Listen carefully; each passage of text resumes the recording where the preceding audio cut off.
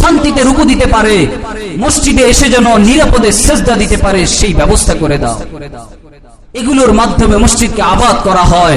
হাদিসের মধ্যে এসেছে, যেই ব্যক্তি মসজিদকে আবাদ করবে, হোক একটা মোমবাতি দিয়ে, হোক একটা চাটাই দিয়ে, হোক মসজিদের নামাজ পড়ে, হোক মুসল্লিদের আরামের ব্যবস্থা করে, আল্লাহ রাব্বুল আলামিন কাল কিয়ামতে এদের সবাইকে মসজিদ আবাদ করার তালিকার মধ্যে রেখে জান্নাতে দিয়ে দিবেন। সুবহানাল্লাহ। কি ভাই, মসজিদকে আবাদ করতে আমরা রাজি আছি তো ইনশাআল্লাহ? জোরে আওয়াজ করে বলেন ইনশাআল্লাহ। মসজিদকে পরিষ্কার পরিচ্ছন্ন রাখা, মসজিদকে চকচকে ঝকঝকে রাখা, এটা আল্লাহর ঘরকে পবিত্র রাখার শামিল, এটা আল্লাহর খেদমত করার শামিল। এখানে একটু জানতে চাই, এমন কে আছেন যে মসজিদ ঝাড়ু দিয়েছেন জীবনে? হাত তুলে একটু দেখান। শান্তিতে রুকু দিতে পারে, মসজিদে এসে যেন নিরাপদে সিজদা দিতে পারে সেই ব্যবস্থা করে দাও।